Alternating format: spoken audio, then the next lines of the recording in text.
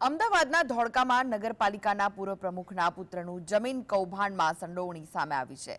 નેસડા ગામના ખેડૂતની જમીન ખોટા ખેડૂત સહિત સાક્ષી ઉભા કરી બારોબાર દલાલોએ વેચી મારી હોવાનું કારસ્તાન ખુલ્યું છે. આ મામલે ધોળકા ટાઉન પોલીસમાં 7 લોકો સામે ફરિયાદ નોંધાઈ છે, જેમાં આરોપી યશ ત્રિવેદી ધોળકા નગરપાલિકાના ભાજપના પૂર્વ પ્રમુખ રીનાબેન ત્રિવેદીનો પુત્ર છે. આ મામલે 3 આરોપીઓ ઝડપાયા છે, જ્યારે 4 આરોપીઓ ફરાર છે. પોલીસ ફરિયાદમાં જમીનનો ₹50 લાખમાં સોદો કર્યો હોવાનો ઉલ્લેખ છે. જોકે દસ્તાવેજ સમયે નામ વિનાનો ચેક માંગતા આ સમગ્ર મામલો બહાર આવ્યો.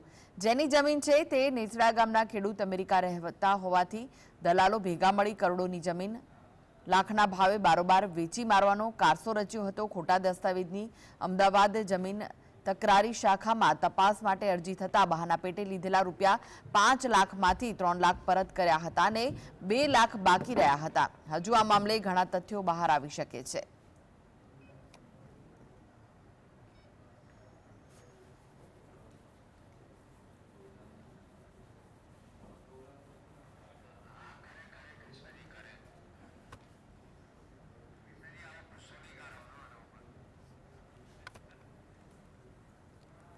ટીપી ગયું.